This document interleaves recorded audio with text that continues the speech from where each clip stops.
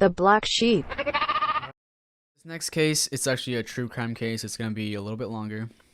I titled it "The Horrifying Case of the Lisk Family." So on October 31st, 2010, 16-year-old Devin Griffin returned home after Sunday morning church service at It's always the around church service ones. at around 1:30 p.m. and decided to play some video games in his room. But when he stepped into his house, everyone was gone. He knew his mom, Susan Lisk, 46, was usually up at this time, and his brother Derek Griffin, 23, should be too. He started to look around the house and entered the master bedroom. He found his mom and his stepdad, William E. Lisk, I know this one too. 53. You do? Mm-hmm. They were covered with the sheets in Yeah. their bed. Lying in bed with the maroon bed sheets pulled over their heads. He walked in and noticed his mother's foot poking out from under the sheets. He tapped on her foot to wake her up, but there was no response. When he removed the covers to reveal his mother's face, he found a bloody mess seeping into her pillow. He screamed and ran out of the house, figuring his family had been murdered. He called his aunt, and then they both called 911 together. When the police arrived, they found William Lisk and Susan Lisk had been shot and killed in their beds. William, his mother's husband, had been shot 5 times in the head and in the face.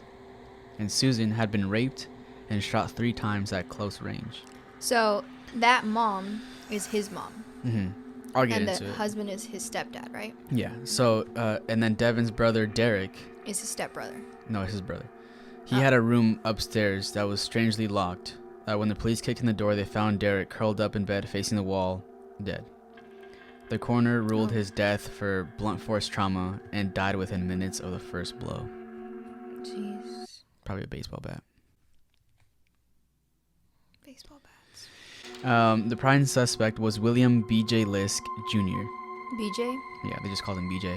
Oh. Son of William Lisk. So this was, and since he was nowhere to be found, they obviously frequented the house, so he was the first prime suspect at the time. Devin had spent the night at his biological father's house the previous night and returned that morning for a change of clothes for church. He recalled seeing BJ, but thought nothing of it and left the house for So church. BJ is...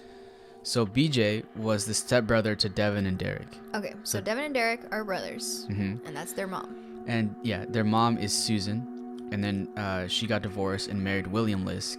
So And BJ is William's son.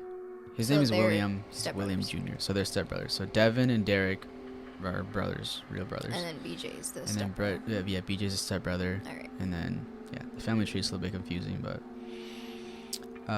so when we look back into the past of BJ, he was a quite troubled young man. In 2002, Father William called the police on the 16-year-old BJ because he threatened to kill himself. In October 2004, BJ got into a fight with his stepmom, Susan, and struck her hard in the chest. Oh my god. Yeah, and 2 months later, he was charged with assault and robbery after stealing her car, his stepmother's car, and hitting her with a coffee mug. So, I mean, this guy... So, apparently, like, he just didn't like her because she came into his life and, like, you know, stepchildren and stepmothers. Supposedly, like, he said that she tried to, like, run over the house or whatever, like, try to impose rules and shit like that, and he just didn't like it. But he's obviously just messed up, like, in the head. Yeah. I feel like...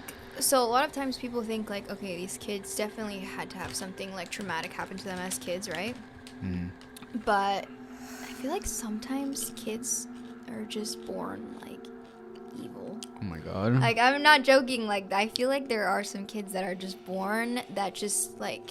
Because, you know, you hear about those, like, kids that just kill their parents. Like, those little kids. Or little kids that kill other little kids. Yeah. Like, those... That's not normal. Yeah. There's so many kids that have gone through insanely traumatic experiences and they don't go around fucking killing people or think about killing their parents, you know what I mean? Yeah, I don't So know what feel it like is. It's just something that sometimes they're just born with, to be honest. I think, like you said, like, there's some kids that have been through traumatic experiences. Mm-hmm.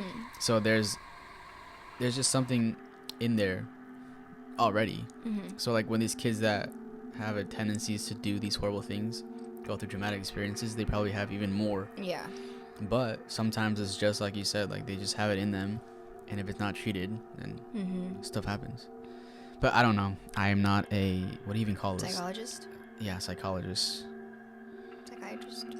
No, psychiatrists are the ones that give you drugs. Well, they needed to give this dude some drugs. So, charges were dropped because he was incompetent to show up in court.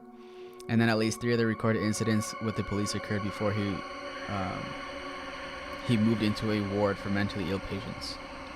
So that's when, after he was kicked out of the house by his dad because he tried to attack his stepmom in the shower.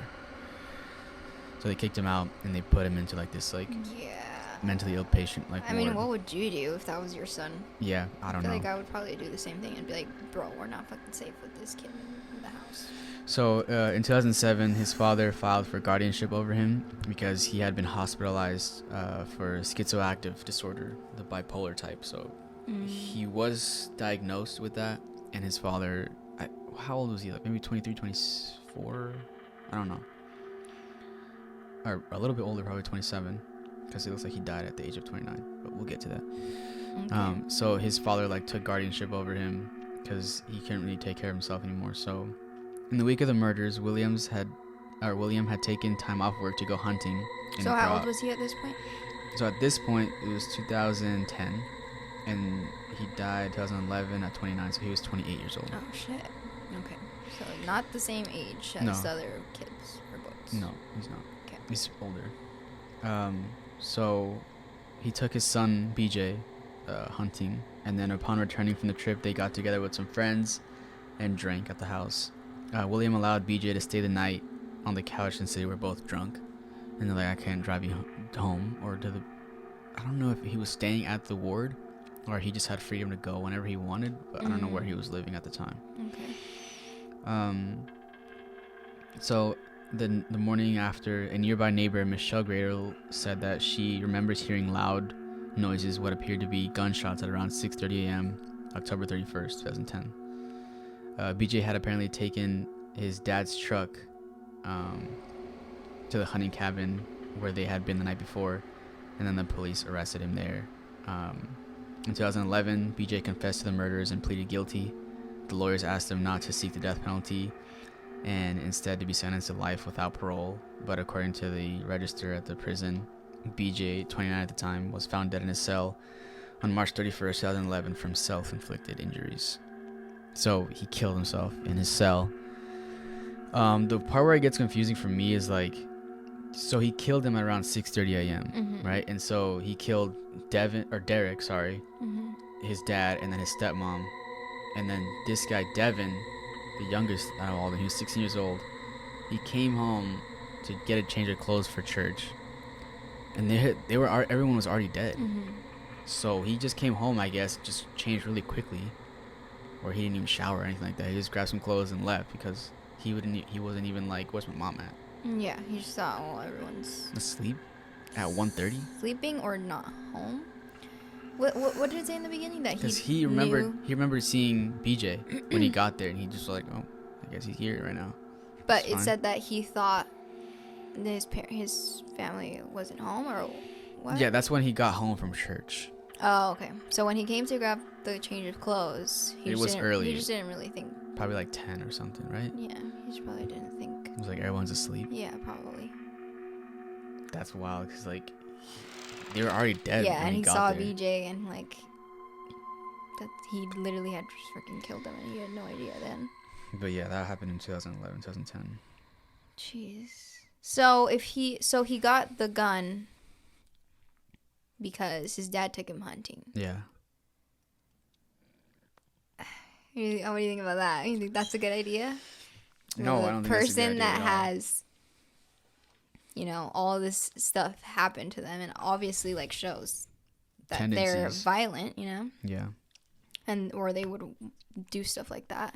Yeah, I guess he's like. They know where you have your hunting guns and stuff. I don't know if that's a good idea, but I feel like either way, maybe he would have found a way if that's what he really wanted to do. Probably stab them or something. Yeah. But also like, I don't want to like put words in his mouth or whatever, but like, obviously he's dead, so respect. But like, who? His dad. Oh yeah.